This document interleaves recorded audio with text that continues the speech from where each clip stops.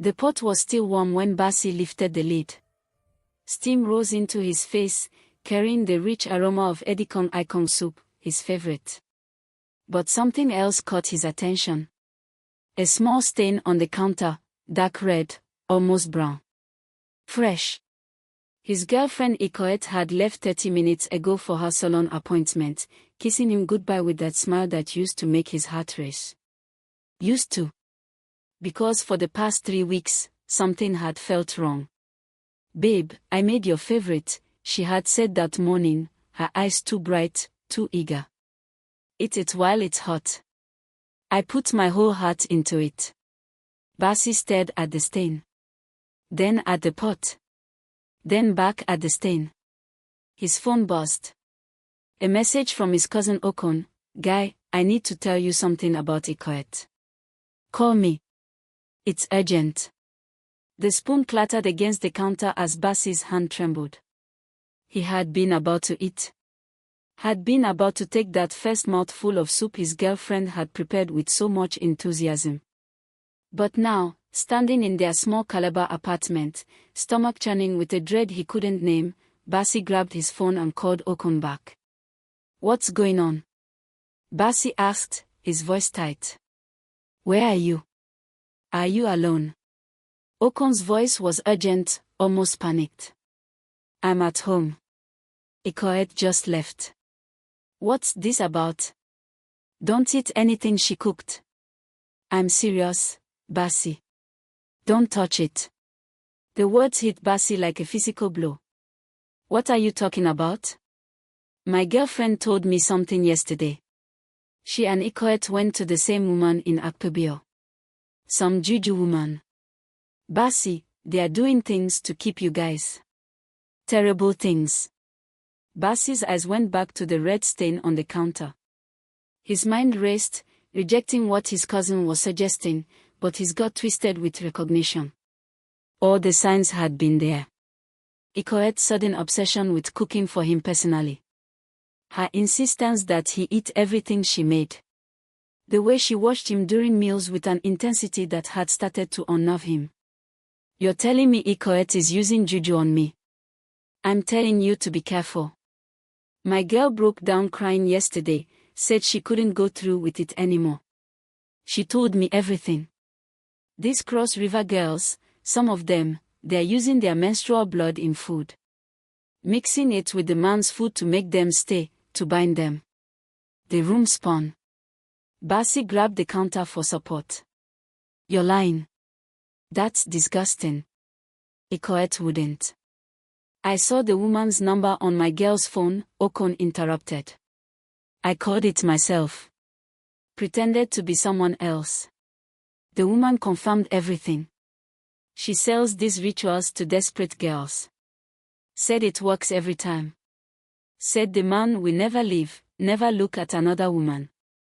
If you're enjoying this story so far, please hit that subscribe button and turn on notifications. You won't believe how this unfolds. Trust me, you need to see this through to the end. Bassey ended the call. His hands were shaking so badly he could barely hold the phone. He turned to look at the pot of soup sitting innocently on the stove. How many times had he eaten Ekaette's cooking in the past month? How many times had she served him with a strange, satisfied smile? He thought back to 3 months ago when their relationship had hit a rough patch. He had been talking to another girl from his office, nothing serious, just friendly conversation. But Ekaette had found out. She had cried, begged, said she would do anything to keep him. Anything. "I can't lose you, Bassey," she had sobbed that night. "You're everything to me. I'll prove it. I'll show you how much you mean to me." And then her cooking had started. Every single day. Breakfast, lunch, dinner. She had moved into his apartment, despite his protest that they weren't ready. She had insisted, said she wanted to take care of him properly. "A good woman takes care of her man," she had said. "Let me show you I'm that woman." Bassey grabbed the pot and dumped the entire contents into the sink. The soup splattered everywhere, chunks of meat and vegetables sliding down the drain. He turned on the hot water, watching it wash away, feeling sick. His phone rang. Ekaette. Hey baby, her voice was sweet, musical. Are you eating? Did you like the soup? I'm not hungry, Bassey said, fighting to keep his voice steady. But you have to eat. I made it specially for you. I woke up early just to prepare it. I said I'm not hungry, Ekaette. Silence. Then her voice changed, became sharper. What's wrong with you? Why are you being like this? Where are you right now? At the salon. I told you. Why? Which salon? Bassey, what's going on? You're scaring me. I'm scaring you? He laughed, a harsh sound. That's rich coming from you. What does that mean? Her voice rose an octave. Come home. Right now. We need to talk. About what? Baby, you're worrying me. Just come home, Ekaette. Now. He hung up. His heart was pounding so hard he could hear it in his ears. Maybe Okon was wrong. Maybe this was all a misunderstanding. But that stain on the counter mocked him, dark and accusatory. Bassey grabbed paper towels and began cleaning the kitchen, looking for evidence of what? What was he even looking for? He opened the trash can and found it. A small plastic wrapper, the kind that came with sanitary pads. It was stained, just slightly, around the edges. He was going to be sick. 20 minutes later, Ekaette burst through the door, her hair half done, color still in. Bassey. What's going on? Why did you sound so angry on the phone? She looked genuinely confused, her pretty face creased with concern. For a moment, Bassey doubted everything. This was Ekaette. His Ekaette. The girl who laughed at his jokes, who held him when he was stressed about work, who had told him she loved him under the stars at Marina Resort.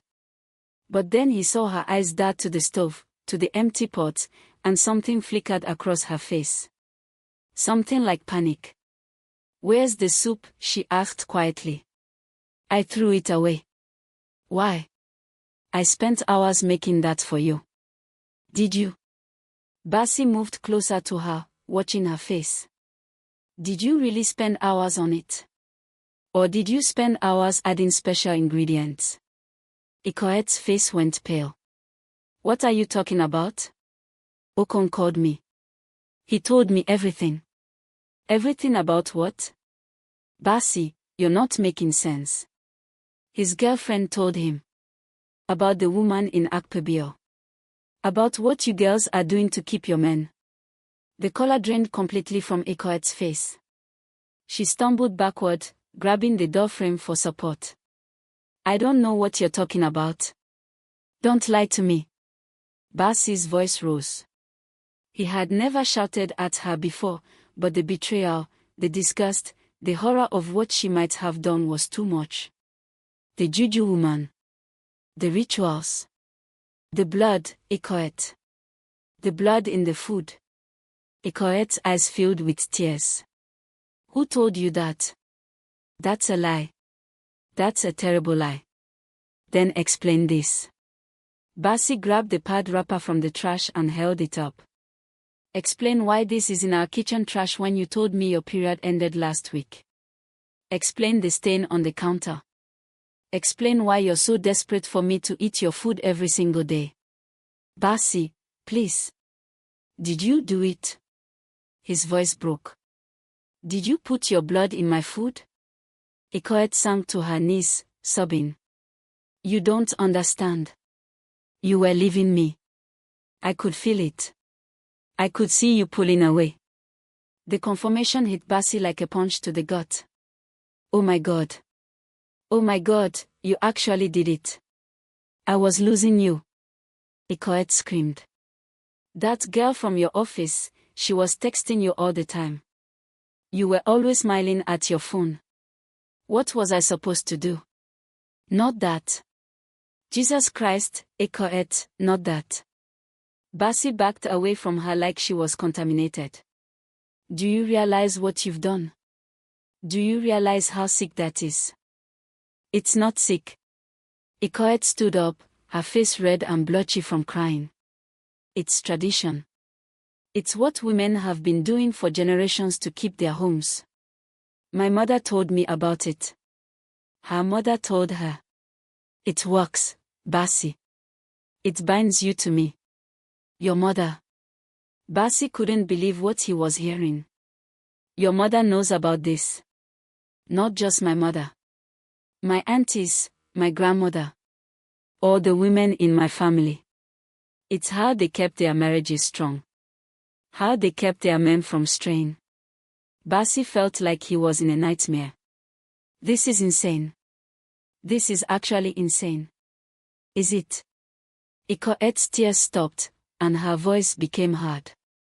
Is it insane to fight for the man you love? Is it insane to use everything at your disposal to keep your family together?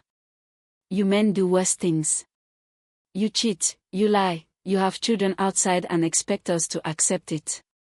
But when a woman uses her own power to protect what's hers, suddenly it's sick.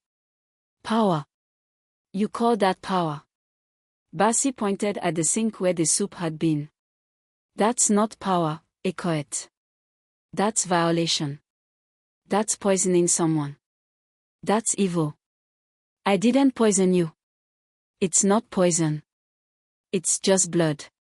It's natural. It comes from my body. Without my consent. Bassey was shouting again.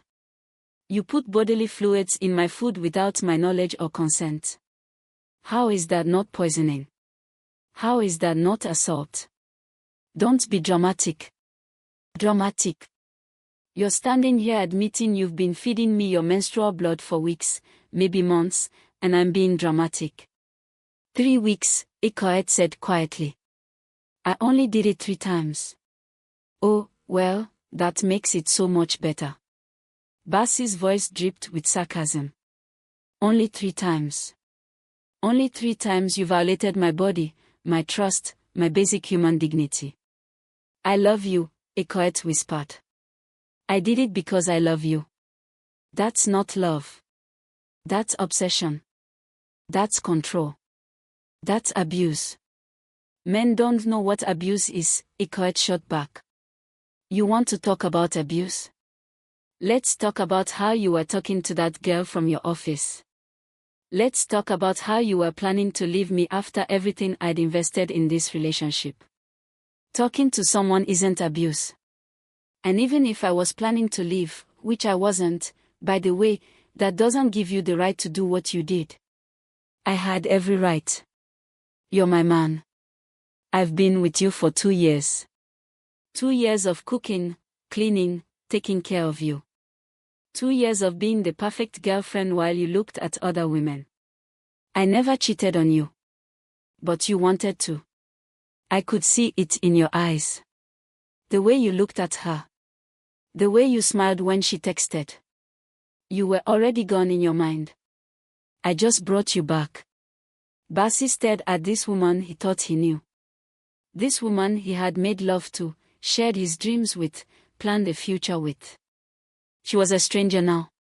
Worse than a stranger. She was a monster wearing Ekaette's face. I want you out, he said quietly. What? Get your things and get out. Now. Bassey, you can't be serious. Where will I go? I don't care. Go back to your village in Akampa. Go to your mother who taught you this sick tradition. Go to your Juju woman. I don't care. Just get out of my house. This is my house too. I live here. Not anymore. Your name isn't on the list. You moved in without asking. Now you're moving out. Get your things or I'll throw them out for you. Ekaette's face crumpled. She reached for him, but Bassey stepped back, revolted by the thought of her touching him. Please don't do this, she begged. I'm sorry. I'm so sorry. It was a mistake. I was desperate. I won't do it again. You're right, you won't. Because you never get the chance.